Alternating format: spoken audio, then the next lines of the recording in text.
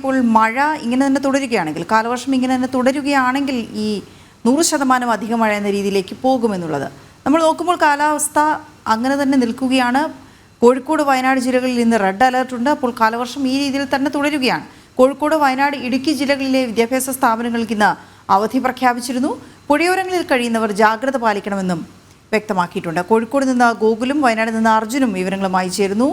ഗൂഗിളിലേക്ക്. Google, red alert നിലനിൽക്കുകയാണ് കോഴിക്കോട് ജില്ലയിൽ. കഴിഞ്ഞ ദിവസങ്ങളിലെല്ലാം വലിയ തോതിൽ മഴ പെയ്തിരുന്നു, വടക്കൻ കേരളത്തിൽ പ്രത്യേകിച്ച്. ഇന്നിപ്പോൾ അവിടെ വിദ്യാഭ്യാസ സ്ഥാപനങ്ങൾക്കൊക്കെ അവധി നൽകിയിട്ടുണ്ട്.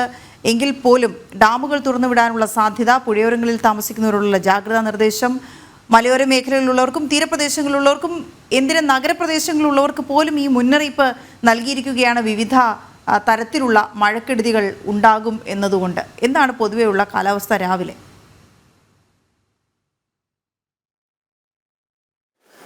വീണ, കഴിഞ്ഞ 4 ദിവസങ്ങളിലും കോഴിക്കോട് ജില്ലയിൽ റെഡ് അലർട്ട് ആയിരുന്നു. എങ്കിലും കഴിഞ്ഞ ദിവസങ്ങളിൽ ഉണ്ടായതുപോലെയുള്ള ശക്തമായ മഴയോ കാറ്റോ ഒന്നും കഴിഞ്ഞ ദിവസം രാത്രി മുതൽ ഉണ്ടാവുന്നില്ല എന്നുള്ളതാണ് എടുത്തു പറയേണ്ട കാര്യം. റെഡ് അലർട്ടാണ് ജില്ലയിൽ. മദ്രസ ഉൾപ്പെടെയുള്ള വിദ്യാഭ്യാസ സ്ഥാപനങ്ങൾക്ക്, അംഗനവാടി ഉൾപ്പെടെയുള്ള വിദ്യാഭ്യാസ സ്ഥാപനങ്ങൾക്ക് ജില്ലാ ഭരണകൂടം അവധി നൽകിയിട്ടുണ്ട്.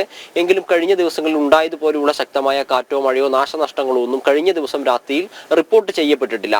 എങ്കിലും ഇരവഴിഞ്ഞിപ്പുഴ, കോരപ്പുഴ തുടങ്ങിയ പുഴകളിലൊക്കെ ജലനിരപ്പ് ഉയർന്നിട്ടുണ്ട്. അതിന് തീരപ്രദേശത്ത് താമസിക്കുന്ന ആളുകളോട് ജാഗ്രത പാലിക്കുവാനും നിർദ്ദേശം നൽകിയിട്ടുണ്ട്. ജില്ലയിൽ ഇതുവരെ കഴിഞ്ഞ 4 ദിവസങ്ങളിലായിട്ട് 4 ക്യാമ്പുകളാണ് തുറന്നിട്ടുള്ളത്. കോഴിക്കോട് താലൂക്കിൽ 2, കൊയിലാണ്ടിയിൽ 1, വടകരയിൽ 1 ഇങ്ങനെ 4 ക്യാമ്പുകളിലായി 44 കുടുംബങ്ങളാണ് മാറ്റിപ്പാർപ്പിച്ചിട്ടുള്ളത്. അതിൽ 151 പേർ കഴിയുന്നുമുണ്ട്. വിലങ്ങാട് ഉൾപ്പെടെയുള്ള സ്ഥലങ്ങളിൽ പ്രത്യേകമായി സജ്ജീകരിച്ച ക്യാമ്പുകളും പ്രവർത്തിക്കുന്നുണ്ട്. വിലങ്ങാട് പാരിഷ് ഹാളിലും സെന്റ് ജോർജ് ഹൈസ്കൂളിലുമാണ് ക്യാമ്പുകൾ സജ്ജീകരിച്ചിരിക്കുന്നത്. എങ്കിലും കഴിഞ്ഞ ദിവസങ്ങളിൽ ഉണ്ടായതിന് സമാനമായ രീതിയിൽ ശക്തമായ കാറ്റോ മഴയോ പെയ്യുന്നില്ല എന്നുള്ളതാണ്. നഗരത്തിലായാലും കഴിഞ്ഞ ദിവസം രാത്രി ശാന്തമായിരുന്നു, വലിയ മഴകളൊന്നും പെയ്തില്ല. ഇന്ന് രാവിലെയാണ്, അല്പസമയം മുമ്പാണ് ചെറിയൊരു മഴ പെയ്തിട്ടുള്ളത്. എങ്കിലും മലയോര മേഖലകളിൽ ഇടവിട്ടിടവിട്ട് മഴ പെയ്യുന്നുണ്ട് എന്നുള്ളതാണ് എടുത്തു പറയേണ്ട മറ്റൊരു കാര്യം. ഈ മലബാർ മേഖലയിലേക്ക് വരികയാണെങ്കിൽ കോഴിക്കോടും വയനാടും റെഡ് അലർട്ട് നിലനിൽക്കുന്നുണ്ട്. ഇരു ജില്ലകളിലെയും വിദ്യാഭ്യാസ സ്ഥാപനങ്ങൾക്ക് അവധിയാണ്. മറ്റു ജില്ലകളിലെ എല്ലാ സ്ഥലത്തും യെല്ലോ അലർട്ടാണ് നിലനിൽക്കുന്നതും. അതോടൊപ്പം എടുത്തു പറയേണ്ട മറ്റൊരു കാര്യം, വിലങ്ങാട് ഇന്ന് അവിടുത്തെ കഴിഞ്ഞ വർഷം ഉരുൾപൊട്ടൽ ഉണ്ടായ സ്ഥലങ്ങളിലെ ആളുകൾ ഇന്ന് വില്ലേജ് ഓഫീസ് ഉപരോധിക്കുന്നുണ്ട്. കഴിഞ്ഞ ദിവസവും സമാനമായ രീതിയിൽ വില്ലേജ് ഓഫീസ് ഉപരോധിച്ചിരുന്നു. അവർക്ക് കഴിഞ്ഞ വർഷങ്ങളിൽ ഉണ്ടായതിന് നാശനഷ്ടങ്ങൾക്ക് അവർക്ക് പണം അനുവദിച്ചില്ല, അവർക്ക് വാടക കുടിശ്ശിക അനുവദിക്കുന്നില്ല, ദുരിതബാധിതരുടെ ലിസ്റ്റിൽ അവർ ഉൾപ്പെടുത്തുന്നില്ല തുടങ്ങിയ കാരണങ്ങളൊക്കെ കൊണ്ടായിരുന്നു കഴിഞ്ഞ ദിവസം അവർ വില്ലേജ് ഓഫീസ് ഉപരോധിച്ചത്. ജില്ലാ കളക്ടർ ഉൾപ്പെടെയുള്ള ആളുകൾ എത്തുമെന്ന ഉറപ്പിന്റെ അടിസ്ഥാനത്തിൽ ഇന്നലെ കഴിഞ്ഞ ദിവസം എത്തി ചർച്ച നടത്തുമെന്ന ഉറപ്പിന്റെ അടിസ്ഥാനത്തിലായിരുന്നു അവർ ആ ഉപരോധം പിൻവലിച്ചിട്ടുള്ളത്. എന്നാൽ ഇന്നലെ കളക്ടർ എത്തിയിരുന്നില്ല. അതിനാൽ തന്നെ ഇന്ന് വീണ്ടും രാവിലെ 10 മണിയോടുകൂടി വില്ലേജ് ഓഫീസ് ഉപരോധിക്കും എന്നൊരു അറിവ് അവിടെ നിന്ന് ലഭിക്കുന്നു. ഏകദേശം 160ഓളം ദുരിതബാധിതരുണ്ട് എന്നാണ് വിലങ്ങാട് നിവാസികൾ പറയുന്നത്. എന്നാൽ സർക്കാരിന്റെ കണക്ക് പ്രകാരം കേവലം 30 പേരെ മാത്രമാണ് ഉൾപ്പെടുത്തിയിട്ടുള്ളത്. ബാക്കിയുള്ള ആളുകളെ ഉൾപ്പെടുത്തണമെന്ന ആവശ്യം കൂടി ശക്തമായിട്ടുണ്ട്. പ്രത്യേകിച്ചും ഈ മലയോര മേഖലകളിൽ കഴിഞ്ഞ ദിവസം ഉരുൾപൊട്ടൽ ഉണ്ടായ സാഹചര്യത്തിൽ 100-ലധികം പ്രഭവ കേന്ദ്രങ്ങൾ ഉരുൾപൊട്ടൽ അവിടെ ഉണ്ട് എന്നൊരു കണ്ടെത്തലുകൾ ഡ്രോണുകളൊക്കെ ഉപയോഗിച്ച് നടത്തിയ നിരീക്ഷണത്തിൽ കണ്ടെത്തിയിരുന്നു. അതിനാൽ തന്നെ കനത്ത ജാഗ്രതാ നിർദ്ദേശം അവിടെയുള്ള ആളുകൾക്ക് നൽകിയിട്ടുണ്ട്. നേരത്തെ തന്നെ മുൻകരുതലുകൾ എടുത്തിട്ടുണ്ട്. ഉരുൾപൊട്ടൽ ഉണ്ടാവാൻ സാധ്യതയുള്ള സ്ഥലങ്ങളിൽ നിന്ന് മാറി നിൽക്കണമെന്ന നിർദ്ദേശമൊക്കെ ജില്ലാ ഭരണകൂടം നൽകിയിട്ടുണ്ട്. എന്നാൽ അധികമൊന്നും ആളുകൾ മാറി താമസിക്കാൻ തയ്യാറായിട്ടില്ല. അതിന് ഈ കാരണങ്ങളൊക്കെ ഉണ്ട്. ഇത്തരത്തിൽ ജാഗ്രതാ നിർദ്ദേശങ്ങൾ ജില്ലയിൽ പല സ്ഥലങ്ങളിലും നടക്കുന്നുണ്ട്. ഈ മഴയുമായി ബന്ധപ്പെട്ട പ്രതിഷേധങ്ങൾക്ക് സാധ്യതയുണ്ട്. എങ്കിലും കഴിഞ്ഞ 3 ദിവസം പെയ്തതിന് പോലെയുള്ള ശക്തമായൊരു മഴയോ കാറ്റോ ഒന്നും ഈ കഴിഞ്ഞ ദിവസം രാത്രിയോ ഇന്ന് രാവിലെയോ ഒക്കെ ആയിട്ട് ഉണ്ടാവുന്നില്ല. ഇടപെട്ട് ചെറിയ ചില മഴ പെയ്യുന്നു എന്നുള്ളതാണ് കോഴിക്കോടിന്റെ പ്രത്യേകത.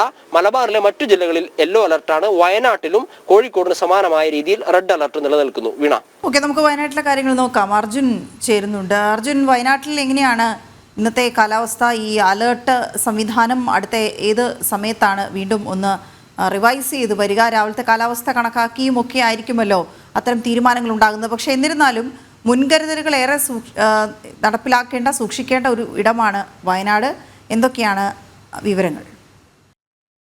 ഇപ്പോൾ വയനാട്ടിൽ പെയ്തുകൊണ്ടിരിക്കുന്നത് ഇന്ന് രാവിലെ ഒരു തെളിഞ്ഞ കാലാവസ്ഥയാണ് നമുക്ക് കാണുവാൻ സാധിക്കുന്നത്. ഇതിനാൽ തന്നെയും ക്യാമ്പുകൾ ജില്ലയിൽ തുടങ്ങിയിട്ടുണ്ട്. വിവിധ ഇടങ്ങളിലായി 18 ക്യാമ്പുകളാണ് ഉള്ളത്. അതിൽ 693 പേരെ മാറ്റിപ്പാർപ്പിച്ചു എന്നുള്ളതാണ് നമുക്ക് മനസ്സിലാക്കാൻ സാധിക്കുന്നത്.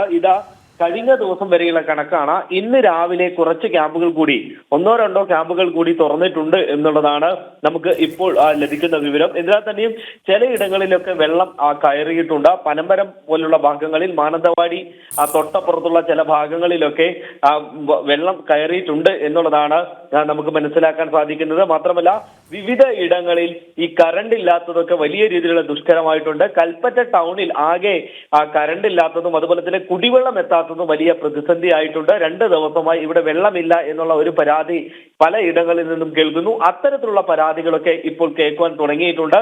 അങ്ങനെയുള്ള ദുരിതങ്ങളാണ് ഇപ്പോൾ വയനാട്ടിൽ നിലവിലുള്ളത്.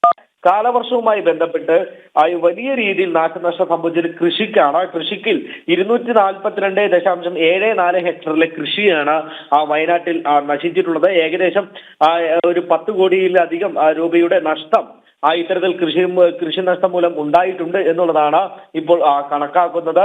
അത്തരത്തിൽ വലിയ രീതിയിലുള്ള നഷ്ടമാണ് കർഷകർക്കടക്കം ഉണ്ടായിട്ടുള്ളത്. കഴിഞ്ഞ ദിവസം തന്നെ ഒരു കർഷകന്റെ 15,000-ഓളം വാഴകളാണ് ഒരേ സമയം തന്നെ ഒരു വാഴ പോലും അവശേഷിക്കാതെ നഷ്ടപ്പെട്ടത്. അത്തരത്തിൽ കാറ്റ് വന്ന് അടിഞ്ഞുപോയ 15,000-ഓളം വാഴകളുണ്ട്.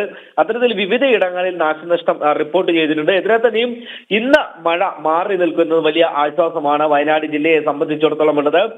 പുത്തുമലയിലടക്കം ചൂരമലയിലടക്കം കഴിഞ്ഞ ദിവസം വലിയ രീതിയിലുള്ള ഒരു മഴ പെയ്തിരുന്നു. 2 ദിവസം മുമ്പ് ഈ പ്രദേശത്തൊക്കെ പുഴവെള്ളം കുത്തിയൊലിക്കുന്ന ഒരു സാഹചര്യം ഉണ്ടായിരുന്നു. ഇതിനാൽ തന്നെയും ഇന്ന് മഴ മാറി നിൽക്കുന്നത് ഈ പ്രദേശത്തൊക്കെ ഒരു ആശ്വാസമേകും. അങ്കണവാടി, അതുപോലെ തന്നെ പ്രൊഫഷണൽ കോളേജുകൾ, ട്യൂഷൻ സെന്ററുകൾ എന്നിവയ്ക്കെല്ലാം ഇന്നും അവധി നൽകിയിട്ടുണ്ട്. മദ്രസ അടക്കമുള്ള സ്ഥാപനങ്ങൾക്കെല്ലാം ഇന്ന് അവധി നൽകിയിട്ടുണ്ട്. ടൂറിസം കേന്ദ്രങ്ങളെല്ലാം ഇന്നും അടച്ചിടണമെന്നുള്ള ഒരു നിർദ്ദേശം കളക്ടർ നൽകിയിട്ടുണ്ട്. മറ്റൊരു നിർദ്ദേശം വരുന്നത് വരെ ഈ ടൂറിസം കേന്ദ്രങ്ങൾ പ്രവർത്തിക്കാൻ പാടില്ല എന്നുള്ള ഒരു കാര്യം കൂടിയുണ്ട്.